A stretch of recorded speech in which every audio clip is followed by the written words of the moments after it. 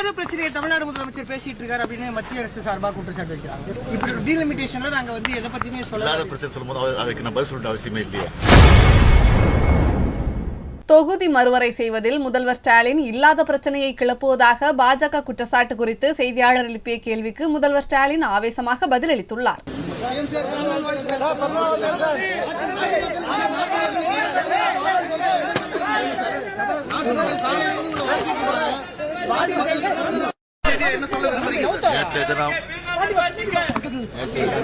நடைபெற்ற என்னுடைய பிறந்தநாள் விழா பொதுக்கூட்டத்தில் இந்திய கூட்டணியின் சார்பில் இருக்கக்கூடிய தலைவர்கள் முன்னிலையில் நான் தெளிவாக பேசியிருக்கிறேன்.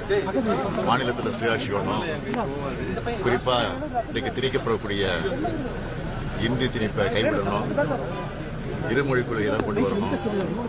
அதுதான் என்னுடைய பிறந்தநாள் வாழ்த்து செய்தி. தமிழ்நாடு முதலமைச்சர் இல்லாத ஒரு பிரச்சனையை பேசுறாரு ஒரு குற்றச்சாட்டு வைக்கிறாங்க. கட்சிகள் முதல் திமுக எதிர்த்து அரசியல் செய்யணுன்ற நிர்பந்தத்தில் இருக்காங்க. அதை பற்றி தான் கவலைப்படல.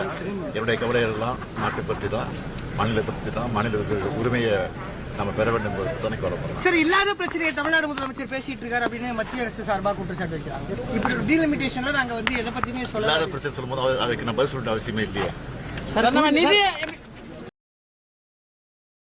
செய்திகளை உள்ளது உள்ளபடி தெரிந்து கொள்ள ரெஃப்ளெக்ட் நியூஸை சப்ஸ்கிரைப் பண்ணுங்க.